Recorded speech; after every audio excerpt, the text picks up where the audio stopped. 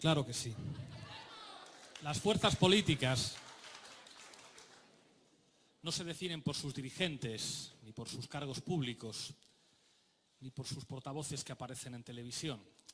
Se definen por sus militantes.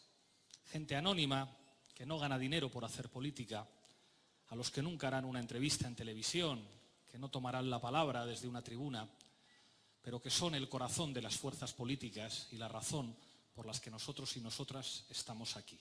Somos perfectamente conscientes de lo que habéis tenido que aguantar, de lo que tenéis que aguantar y de lo que vais a tener que aguantar. Pero gracias a vosotros y a vosotras, en este país todavía es posible que algunas cosas cambien. Muchísimas gracias, compañeros y compañeras.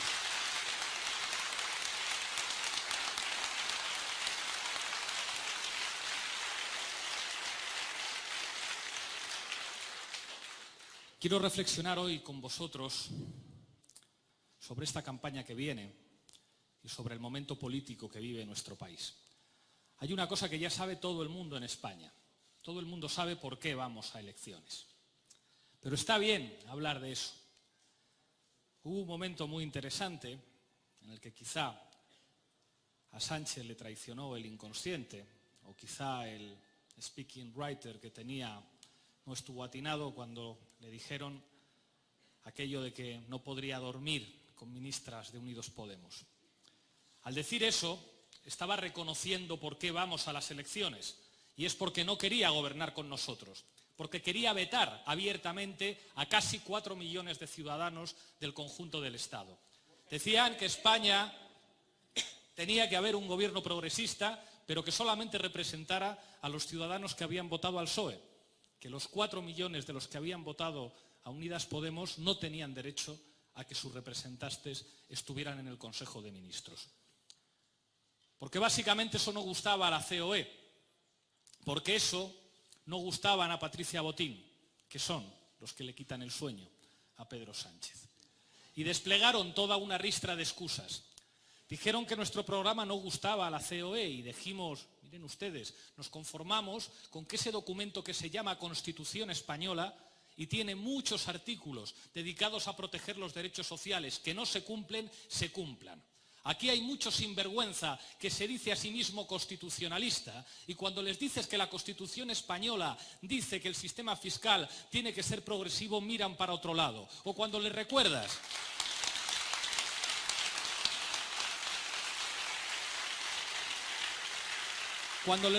que la Constitución española protege el derecho al trabajo, dice que las pensiones se tienen que actualizar o dice que la vivienda es un derecho, miran para otro lado. Les dijimos, no se preocupen, señores del PSOE.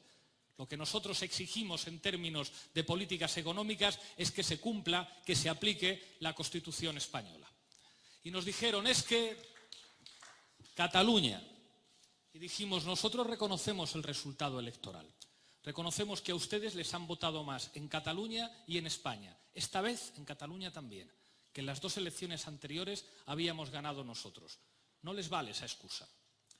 Y nos dijeron entonces que nos vetaban de los ministerios de Estado. ¿Cómo va a haber alguien de Unidas Podemos en el Ministerio de Defensa, en Interior, en Exteriores, en el Ministerio de Economía, en el Ministerio de Hacienda? Y dijimos, aceptamos. Y nos dijeron entonces, no vais a tener una presencia proporcional. Habéis tenido la mitad de votos que nosotros, pero vais a tener muy poquitas competencias. Y nos dijeron entonces que nos ofrecían convertir antiguas secretarías generales en ministerios. Y aceptábamos. Y plantearon un escollo. El único escollo, lo dijo también con Ferreras, el único escollo para que haya un gobierno de coalición en España es Pablo Iglesias. ¿Y sabéis por qué dijeron eso? Porque no se creían que yo me fuera a retirar. Y cuando me retiré, resultó que era mentira. Que era mentira. Muchas veces me preguntan, ¿pero teníais que haber aceptado esa oferta? Oiga usted, aceptamos. Lo único que dijimos fue que se añadieran las políticas activas de empleo y que si no habíamos podido llegar a un acuerdo en 12 horas, dedicáramos el mes de agosto no a las vacaciones, sino a seguir negociando. Alguien que hace una propuesta sincera No le pone una fecha de caducidad de 12 horas. Si es verdad que el único escollo es que se retirara el candidato del socio preferente, esa oferta no podía durar 12 horas. Lo que dijo Pedro Sánchez con Ferreras fue reconocer que era mentira, que jamás iban a aceptar un gobierno de coalición con nosotros. Mintieron, no dijeron la verdad. Por eso hay una repetición electoral. Y hay algo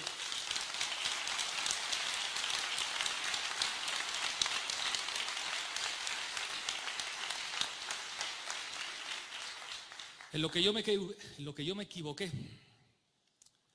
Yo me creía a Pedro Sánchez cuando me prometió que haríamos un gobierno de coalición. Me lo prometió antes de las generales y después de las generales.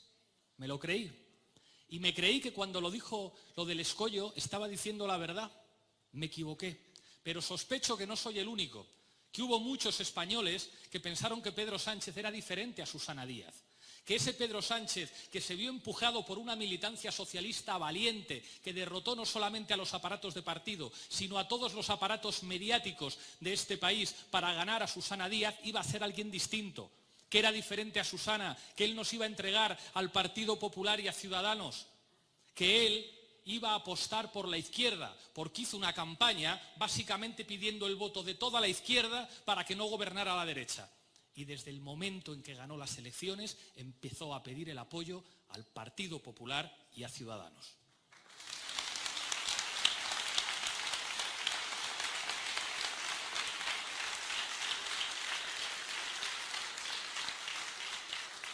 El problema que quizá sus speaking writers no han entendido es que los españoles no son imbéciles y no se les puede engañar dos veces. Ya nadie se cree que Pedro Sánchez sea diferente a Susana Díaz. Ya nadie se cree que no vaya a mirar al Partido Popular y a Ciudadanos. Nadie se lo cree. Y precisamente porque nadie se lo cree, existe la posibilidad de que nosotros seamos más fuertes y que no sean capaces de cerrar el ciclo. Alguien dice, ¿cómo es posible que haya habido 4 procesos electorales en 4 años en España? Es muy fácil de entender, muy fácil. En las elecciones de diciembre de 2015, Podemos tuvo 5 millones de votos, Izquierda Unida tuvo 1 millón de votos. El espacio electoral de Unidas Podemos tenía 1 millón de votos más que el Partido Socialista. Hubiera sido de sentido común hacer un gobierno de coalición, ¿verdad? Pues no. El PSOE prefería irse con Ciudadanos y tratar de obligarnos a nosotros a que nos abstuviéramos en un gobierno de Rivera presidido por Sánchez. Y hubo repetición electoral. ¿Por qué? Porque no querían gobernar con nosotros.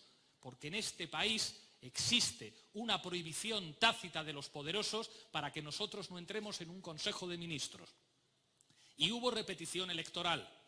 Y tuvimos 5 millones de votos, casi los mismos que el PSOE. Y había números para que gobernáramos juntos. Y nos dijeron, no hay números. Y echaron a Pedro Sánchez del PSOE, no porque quisiera gobernar con nosotros, sino porque quería repetir las elecciones otra vez, hasta que la gente votara como a él le interesaba. Y sí que había números, porque al final conseguimos hacer una moción de censura. Pero ¿cuál era la diferencia entre la moción de censura y llegar a ese acuerdo después de las elecciones de junio? Que en junio había que meternos en el gobierno. Y en la moción de censura que nos trabajamos nosotros podía haber un gobierno en solitario, porque lo fundamental, la clave en estos 4 años era evitar que Unidas Podemos pudiera entrar en el gobierno de este país.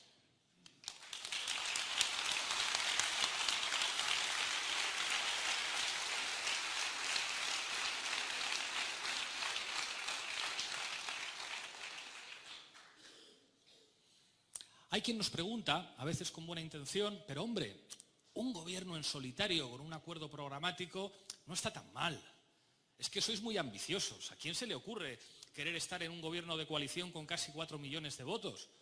Oiga, pero si con porcentajes mucho menores hay gobiernos de coalición en la Comunidad Valenciana, en Baleares, en las Islas Canarias, en Aragón, en La Rioja, en Navarra. Hombre, pero es que un gobierno en solitario no está tan mal. Bueno, ya vivimos esa experiencia, la moción de censura. En la moción de censura hicimos presidente a Pedro Sánchez, le entregamos el gobierno en solitario, hicimos un acuerdo programático y nos engañaron.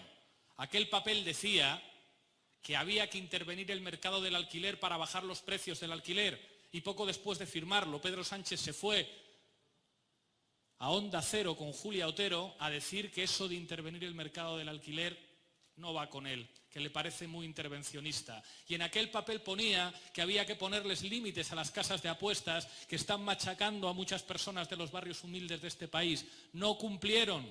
No cumplieron. Nosotros ya hemos tenido un gobierno a la portuguesa en España. No funcionó, no logró la estabilidad parlamentaria suficiente para sacar adelante unos presupuestos y hubo que repetir elecciones. Eso ya lo hemos vivido y eso no ha funcionado.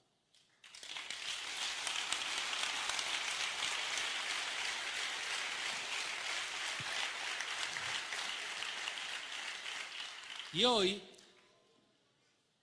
a pocas horas de que Mariano Rajoy y Felipe González hayan dicho que en este país tiene que haber una coalición difícil entre el PSOE y el PP, yo os quiero decir que la única garantía de que no haya una coalición entre el PP y el PSOE es que Unidas Podemos después del 10 de noviembre esté muy fuerte. Esa es la única garantía.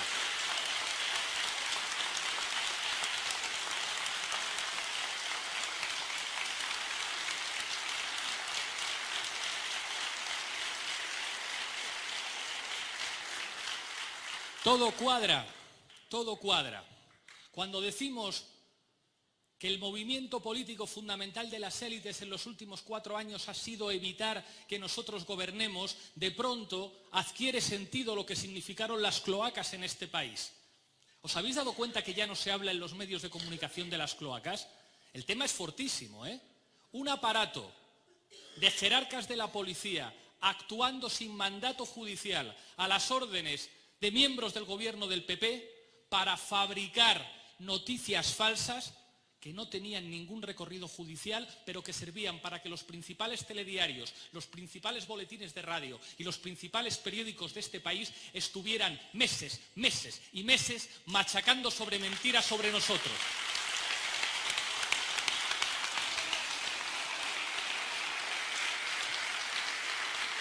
Y resulta que Villarejo está en la cárcel, pero de este tema se habla poco. Pero resulta que el jefe de comunicación de la Moncloa entregó a Villarejo un pendrive con información privada de una militante de Podemos, a ver si nos podían hacer daño, pero de esto se habla muy poco. Estuve hablando hace poco con Juan Luis Cebrián, que decía: en España lo más importante es la institucionalidad. Lo que tú quieras, Juan Luis, pero en este país la institucionalidad decía que si hay 2 fuerzas políticas con mayoría parlamentaria suficiente, se hace un gobierno de coalición. El problema es que en España, cuando la gente vota opciones políticas diferentes a las del poder, entonces ya no hay institucionalidad que valga y operan las cloacas, mecanismos ilegales para sacar a una fuerza política del gobierno, mecanismos ilegales, mecanismos de delincuentes para impedir que nosotros gobernáramos. Y es espectacular.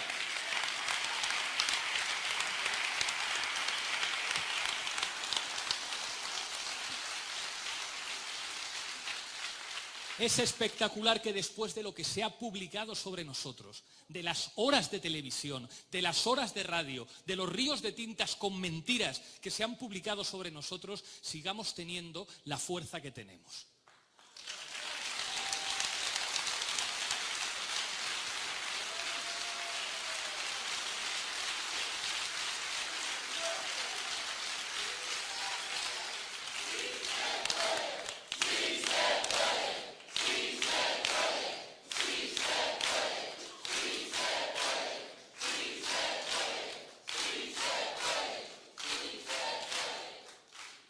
¿Por qué será el plan? ¿O cuál pensabais que era el plan de Pedro Sánchez y sus asesores? Pensar que si se producía una repetición electoral, nosotros íbamos a estar mucho más débiles y ellos mucho más fuertes. Y están dispuestos a hacer lo que sea para que nosotros salgamos del 10 de noviembre débiles. Lo que sea, lo que haga falta. Lo que haga falta para evitar que nosotros estemos en una posición negociadora que pueda hacer que por fin entremos en el gobierno. Hay quien dice, pero si el PSOE no quiere. ¿Pero alguien piensa que los cambios en la vida se producen porque todo el mundo quiere? ¿O qué pensáis? ¿Que los patrones estaban de acuerdo con la jornada laboral de 8 horas?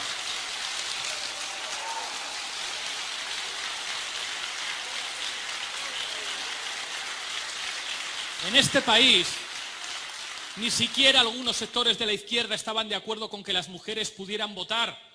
Las grandes conquistas sociales se consiguen empujando, empujando y empujando.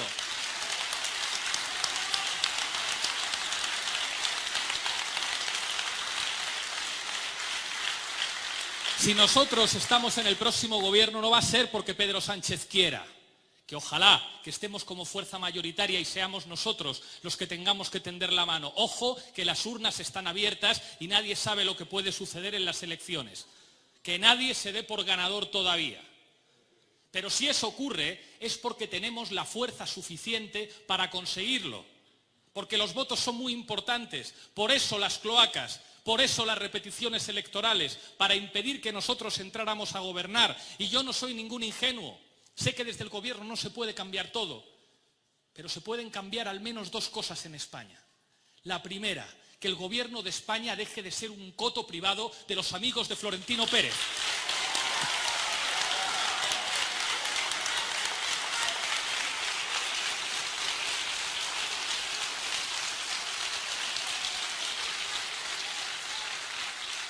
Seguid el rastro del dinero. Estudiad los vínculos con Florentino Pérez de figuras de la política que tienen el beneplácito de los medios de comunicación. Estudiad la estructura de propiedad de los medios de comunicación para ver cómo los bancos y las grandes empresas tienen el poder de comprarse lo que leéis, lo que oís y lo que veis en los telediarios. En este país el poder del gobierno han sido un coto privado de los amigos de las empresas. Por eso, Felipe González y Mariano Rajoy se llaman a sí mismos Winston Churchill.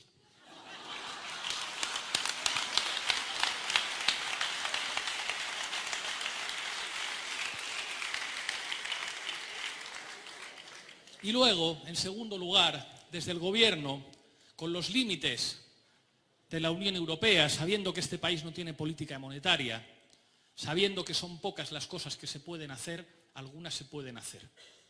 Todo el mundo en España sabe, y esto lo reconoce hasta el PSOE, que en este país hay un salario mínimo de 900 euros porque nosotros existimos. Bien, pues si nosotros estamos en el gobierno, algunas cosas más pequeñas pueden cambiar. Si nosotros estamos en el gobierno, se van a intervenir el mercado del alquiler para bajar los precios del alquiler en este país.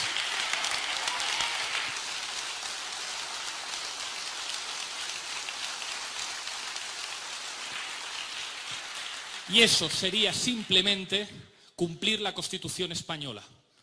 Si nosotros gobernamos en este país, las casas de apuestas a lo mejor buscan otros países en los que ir a destrozar familias.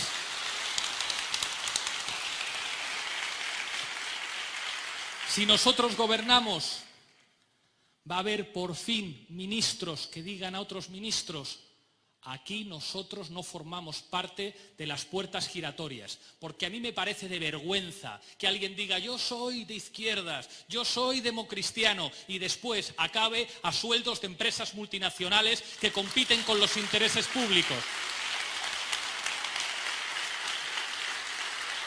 Quien acaba en un consejo de administración no tiene más ideología que su dinero. Y si nosotros entramos a gobernar, eso va a cambiar.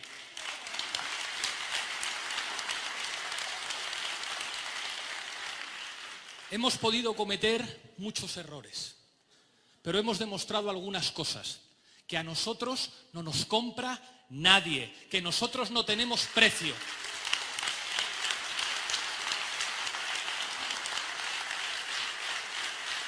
Que somos la única fuerza política que no pide dinero a los bancos para financiarse.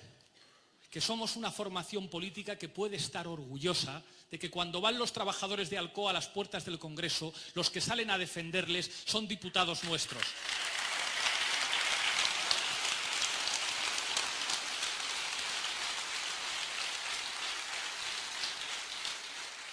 Y es un honor que se haya pretendido denunciar por atentado a la autoridad, una vergüenza cuando los vídeos están a disposición de todo el mundo, a PAM, a Rafa Mayoral, a Yolanda Díaz, a nuestros diputados que estuvieron demostrando que todos los diputados en este país no tienen por qué ser como los señores encorbatados del PP, del PSOE y de Ciudadanos, que se puede estar en las instituciones de otra forma.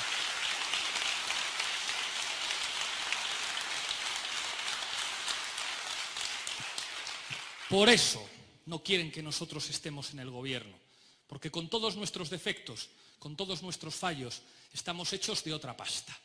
Y en este país, la clave fundamental para derrotar lo que significó el 15M es evitar que nosotros podamos entrar en el gobierno. Lo intentaron con Ciudadanos. ¿Y sabéis por qué Ciudadanos va tan abajo en las encuestas? Porque no jugó el papel que le tenían asignado en el IBEX 35 de facilitar el gobierno de Sánchez. Ya nos fuiste útil, Rivera, ya no te necesitamos, ahora la apuesta es Casado.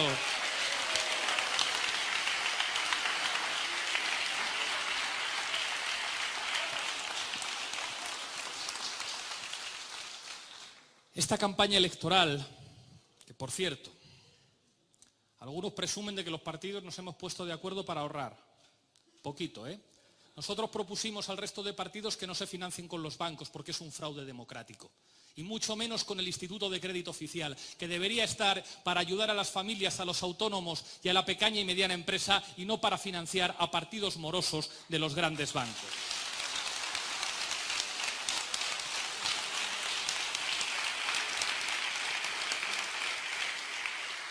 Y dijimos, ¿por qué no más debates? Esto es curiosísimo que no se hable en los medios de comunicación. Lo más importante en una campaña electoral es ver a los candidatos debatir. ¿Por qué no quiere Pedro Sánchez debatir? ¿Por qué se esconde?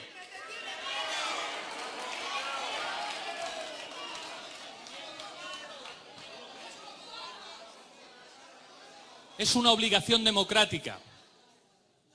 Dicen que ganamos los debates, y no es que ganemos los debates, es que cuando hay debates la gente nos escucha directamente, sin mediación, sin que nadie te escriba el titular, sin que nadie haga el corte.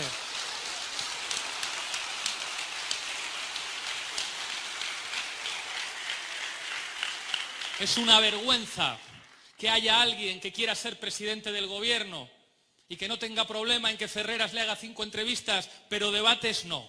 A los debates no. Es una vergüenza democrática y una falta de respeto a tus propios votantes. Los votantes de Pedro Sánchez le quieren ver discutiendo con otros candidatos, no haciendo entrevistas facilonas.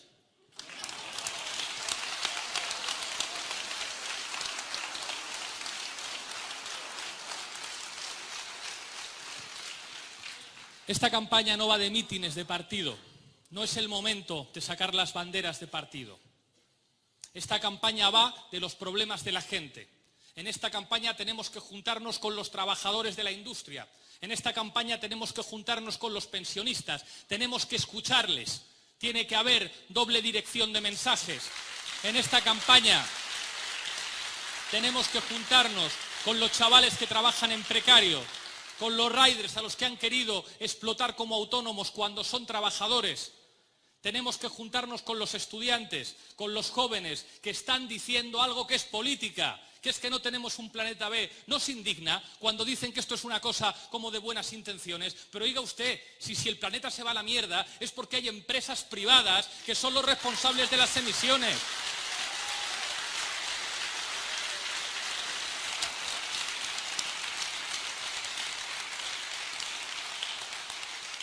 Esta campaña no va de las etiquetas. Esta campaña no va a decir yo soy muy de izquierdas y yo soy más bien progresista y yo soy del acuerdo y yo soy del no sé qué. Esta campaña va de quién está dispuesto a defender a la gente de este país. A mí un taxista me dijo, yo no he votado a la izquierda en mi puñetera vida, pero el único partido que defiende a mi familia es Unidas Podemos. Es el mayor honor para nosotros.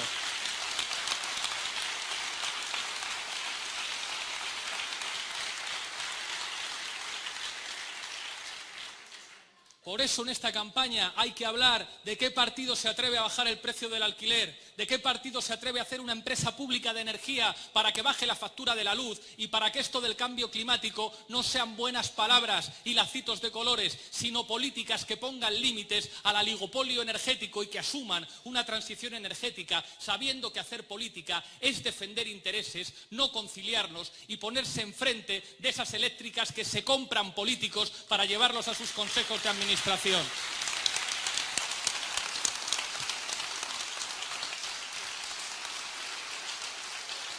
Esta campaña no va de quién se envuelve en la bandera y quién se envuelve en la Constitución para despreciarla después. La mejor manera de defender la patria, de defender España, no es envolverse en banderas, es defender la sanidad pública y la educación pública. Y a patriotas ahí no nos gana nadie.